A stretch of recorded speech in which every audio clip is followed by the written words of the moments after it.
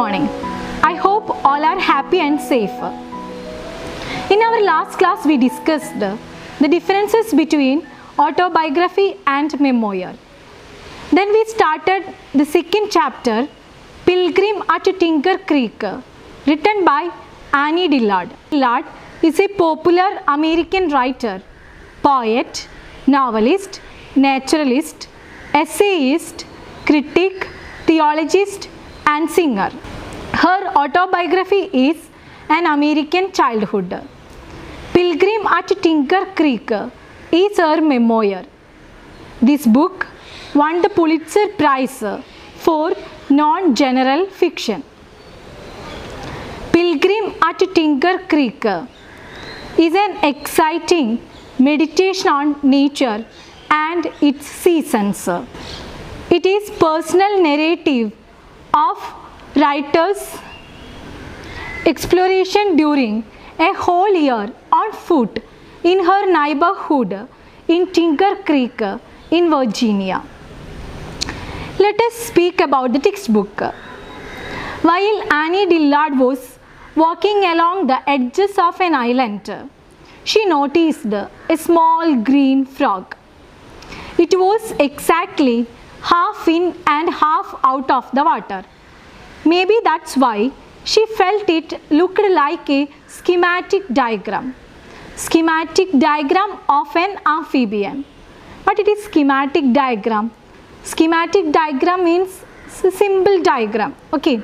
So when Annie Dillard looked at this small green frog, she felt it is a schematic diagram of an amphibian, but it didn't jump. So she started to observe it in the Tinker Creek, just 4 feet away. It was very small green frog with wild, dull eyes. But the frog slowly crumbled. Crumbled means squeezed. Okay, we are squeezing the lemon for juice. So like that, the frog slowly crumbled and began to sag. Sag means sink. Okay, so when Annie Dillard saw this small green frog, it started to crumble and it began to sag. Its spirit vanished from its eyes. Vanished means disappeared. Actually at that moment its eyes were dull. Why? Its spirit vanished from its eyes. Its skin emptied and drooped down. Drooped down means sink down. So its spirit already vanished, its skin emptied, that's why it started to sink down. Its skull collapsed and settled like kicked tent. Then you know its skull became broken. Then what happened when the skull broke? It already lost its shape. So it just looked like a kicked tent. Here we can see that Annie Dillard used so many comparison with this small green frog. When she first saw this small green frog, she says it just looked like a schematic diagram. When its skull broke, she says it settled like a kicked tent. It was shrinking like a deflating football. Again, she compares this frog to a deflating football. Deflating means let the air out. I think you are very familiar with the balloon which loses its air. So she says when it is shrinked means become smaller in size. When it starts to shrink, it looked like a deflating football. Its skin became formless as pricked balloon. Then it started to float like bright scum on the top of the water. Scum means layer of froth on the surface of a liquid. That means it already lost its shape, its skull already broken, then its skin emptied, it started to sink. So we can see that it was very monstrous, terrifying thing. The narrator became bewildered, means confused. Then the frog's skin bag started to sink. So the author already compared green frog as a schematic diagram. When its skull broke, she compared it with a kicked tent. Then she also compared it with a pricked balloon. Okay. After the tragic end of a green frog, Annie Dillard started to speak about giant water bug. It's an enormous, heavy-bodied brown bug. Giant water bug, it is very big in size. It is brown in color. It eats insects, tadpoles, fish and frogs. It seizes a victim using its forelegs. I told you it has a very powerful forelegs. Using those forelegs, it started to hold the victim very tightly. It hugs it tight and paralyzes it with the enzymes injected during the vicious bite. Vicious means very cruel. Then at first it started to hug the victim very tightly. After that, using the vicious bite, it started to inject into the body of the victim. Through the one bite, the poison that dissolves in the victim's muscles and bones and organs. This enzyme is very powerful. It has the power to dissolve the muscles, bones and organs. Then the giant water bug sucks out. Sucks out means pull out. Then after injecting the enzyme into the victim's body, the giant water bug started to suck out and reduced it to a juice. How we are sipping the juice? Like that, by using this enzyme, it started to drink the frog as a juice. This event is very common in freshwater. The narrator understood the frog being sucked by the giant water bug. I think all of you understood how giant water bug killed a small green frog. Giant water bug, it is very enormous, brown in color. It has very powerful forelegs. Using the forelegs, it started to hug the victim. After that, it injected the enzyme into the body of green frog. When the enzymes paralyzed the green frog, it started to sip the frog just like a juice. Then she is speaking about the different method of catching prey. Then she is speaking about carnivorous animals, how they are catching prey. I think all of you know about what it is carnivorous animals. Carnivorous animals eat the meat of other animals and plants. So in the case of carnivorous animals, they devour the prey alive. Devour. Devour means eat hungrily. That is the style of carnivorous animals. Carnivorous animals eat hungrily their prey alive. The narrator explains it in detail. The carnivorous animals grasp the victim, then so the victim can't move. Then they start to eat it whole or in a series of bloody bites. It's not just like the giant water bug.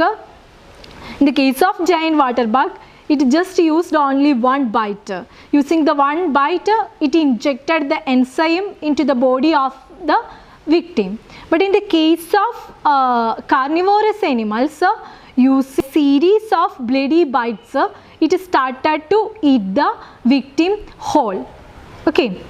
So I think all of you understood about how carnivorous animals, they are attacking the prey alive. Then she is talking about the attacking style of frogs. Have you ever seen how frogs are catching the prey? Frogs eat everything whole. They stuff the prey into their mouth using their thumbs. Frogs have wide jaws. They start to stuff the dragonflies in their mouth and they can't close their mouth. That is the style of frogs. In the case of frogs, they started to eat the victims whole. Then it started to stuff the victim into their mouth because it has very wide jaws, and even we can see that it is very difficult for them to close their mouth when they are eating dragonflies. This is the style of frogs they are using to attack their prey. Then she also talks about ants. I think all of you are very familiar with the ants. We already noticed the procession of ants to collect the food materials. It is a very familiar scene for us. Okay, so she talks about ants. Ants do not catch their prey. They swam over newly hatched featherless birds in the nest. Swam over means a large number of things grouped together. We already spoke about the nature of ants. They are always walking just like a procession while they are collecting the food. So like that they are swarming over newly hatched featherless birds in the nest. Actually it is happening especially in spring season. They eat them tiny bite by bite. It is not possible for ants to eat the victims whole. So by taking the tiny bite by bite, they started to eat the newly hatched featherless birds. Okay, so in this paragraph, Annie Dillard talked about the different methods of animals, how they are attacking prey. We talked about carnivorous animals. I told you they are attacking the prey alive by using a series of bloody bites. Then we talked about frogs. They are stuffing the prey whole into their mouths by using the thumbs. It is very difficult for them to close their mouth while they are taking dragon flies. Then we talked about ants. In the case of ants, they are swarming over the newly hatched featherless birds and they eat them tiny bite by bite. Then she starts to speak about God and mysteries of nature. She says nature is rough and chancy. Chancy means uncertainty. It is very difficult to find out the mysteries in nature. There are so many mysteries in this nature. We don't know the mysteries of nature. Every living thing is a survivor because it fights to get a bivouac. Bivouac means temporary shelter. Every living thing, they are very good survivors. They try to find out a shelter, temporary shelter in this nature. They are very confident they can face the challenges because they believe that they are also made by God. So they believe that they can face all the problems which they are facing. Even we know the reality, it is not possible to survive throughout the entire life. But humans are ready to believe it. I told you they are trying to survive it because human beings believe they are created by God. Then Annie Dillard speaks about Quran. In Quran, Allah asks a question. Meaning of that question is, the heaven and earth and all in between thinkest thou. Thinkest means think. Thou means you. I made them in just. This is the question is asked by Allah in Quran? You know what is the meaning of this question? She says in Quran, Allah asks a question. The question's meaning it is, between the heaven and earth, Allah made human beings just for a joke. Have you thought so? Just for a joke, God already created these human beings? Do you think so? She also says it is very good question. So definitely every time university asking what is the question, Allah asks in Quran. So its meaning is, between the heaven and earth, Allah made human beings just for a joke. So we knew it well, Allah made human beings not for fun. Definitely it had a serious plan. We are living with unthinkable void with unthinkable profusion. So we are living with unthinkable void. We can see that completely empty space in this nature. We didn't find out the mysteries of nature yet. We are trying to find out, but we didn't succeed to find out the mysteries. And even we didn't identify all the minute animals and plants who are living in this nature. So we are sharing this earth with unthinkable profusion of forms. Profusion of forms means uncountable living things. We don't have an idea about the mysteries of universe. So the question is very important. She also reminds us, what do you think about nothingness, the past years and also the endless future? Actually, we human beings have no idea about nothingness, and we didn't get the clear picture of what happened in past. Even we made the history, but we can't say that it is clear. We already added all the things relating our history. Still, the history is also not completed based on the mysteries in nature. Okay, and we can't predict what will be happened in our future. What will be our future? We can't predict it. Even we can't predict this COVID-19. That is why we are facing such a situation. So we can't predict what will be happened in future, and even we don't have an idea about what already happened in past, and even we can't say about nothingness. So once again she reminds us, there are so many mysteries in this nature, but we are not at all trying to find out the mysteries. If the giant water bug was not made in joke, was it then made in serious? She is asking a question very seriously. Definitely we already understood through Quran. Allah says Allah already made all the things, living and non-living things, for a special purpose. He didn't make anything just for fun.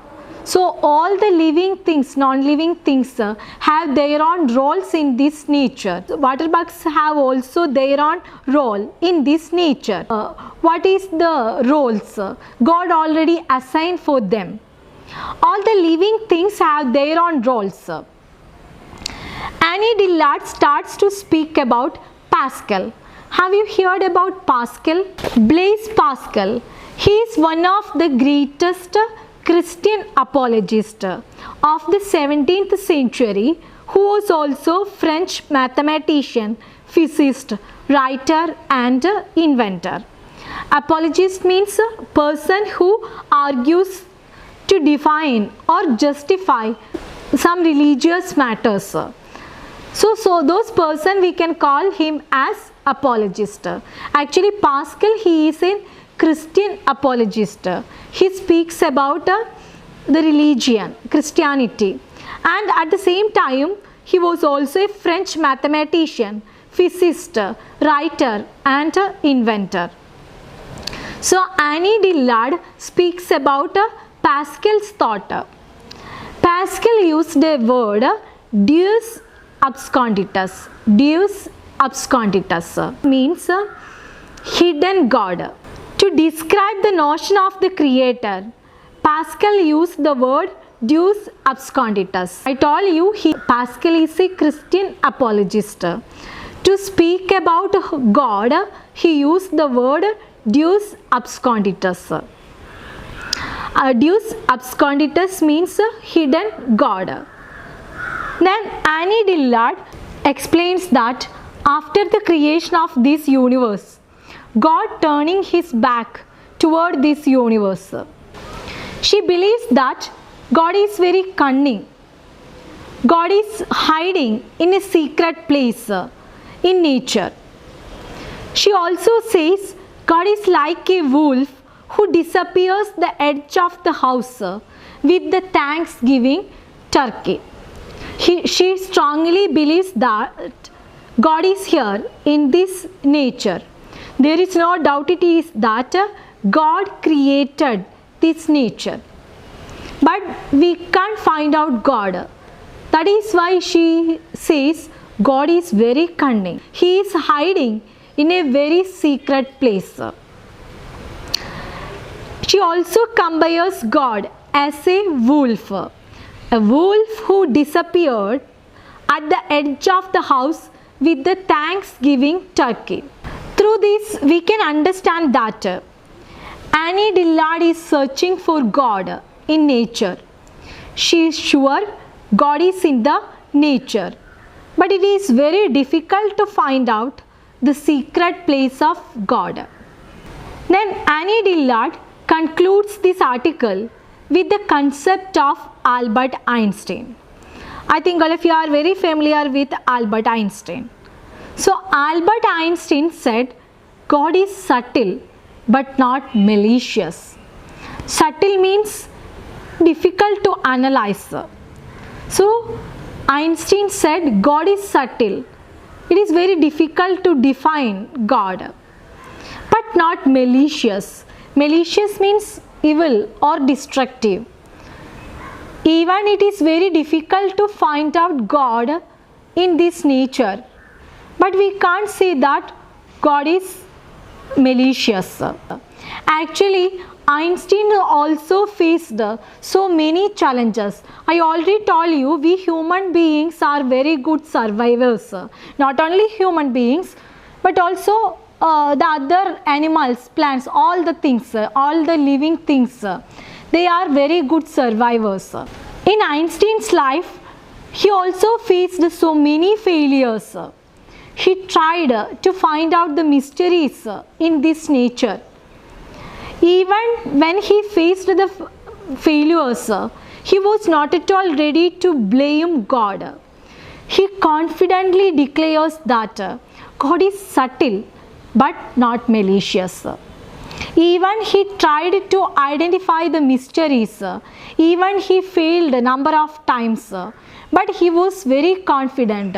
He believes in God and he was very optimistic in nature and in God.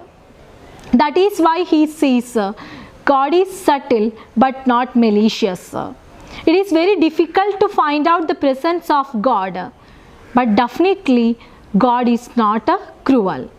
Einstein also says nature conceals her mystery as a great impressive quality.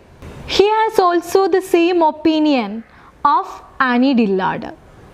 We can see that there are so many mysteries in this nature. But you know, God conceals all the mysteries in a great impressive quality. Annie Dillard says, God is not absconding himself. Absconding means concealing.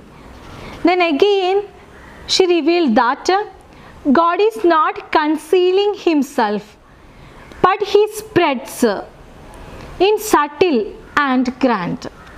Actually, God is here in this world, but it is very difficult to find out, but he concealed in a very secret place, in a very impressive way. But we can feel blindly a part of it. We can feel the presence of God in this nature, but we can't find out the secret place of God. That is why Einstein also says God is subtle. It is very difficult to analyze God, but He is not malicious. He is not cunning. Even Annie Dillard also used the word cunning. He is cunning. God is cunning, just like a wolf. But in the case of Einstein, he says God is not cunning. He is subtle, but He is not malicious. Then she also uses the word hitherto shall thou come, set bars and doors. Hitherto shall thou come, set bars and doors. By using these words, Annie Dillard says, God gave a limitation to reach to God. Definitely, He fixed a limitation. He will not allow us to reach to God. There are so many limitations to human beings to reach at God. But we can move till those bars and doors. He just fixed some doors and bars. Till those doors and bars we can move. But we human beings are not at all ready to reach at that limitation. We are not at all ready to try it. We are just wasting the time by playing Pinochle. Pinochle, it's a North American card game for 2 or more players using a 48 card pack. So she says human beings are not at all interested to find out where is God, where is His secret place in nature. Actually, we people are just wasting the time, just wasting our life. Then she says people are playing the game. She also gave an example, Pinochle, the game Pinochle. I told you it's a game, a North American card game for 2 or more players. They are playing with 48 card pack. At the same time, Annie Dillard reminds us, if you are ready to act, we can at least reach at the limitation that God fixed. This is the end of our lesson. So there is no doubt it is through this beautiful memoir, Pilgrim at Tinker Creek, Annie Dillard, she is giving a marvels of nature and she is searching for God. Even while we are going through this memoir, we will also feel the beauty of this nature. We can also feel to find out the mysteries of nature. So we should be ready to spend the time in nature. Actually, we people are wasting our time. Here she speaks about the game Pinochle. In our life, we are using so many things to kill the time, I think. So we are ready to look at nature. We are ready to spend more time in nature. At least we can go through the limitations God already fixed. At least we can identify some of the living and non-living things in this beautiful nature. So this is the memoir. She is sharing her experience in Tinker Creek. I hope all of you enjoyed this beautiful memoir of Annie Dillard, Pilgrim at Tinker Creek. And stay home, stay safe. Thank you.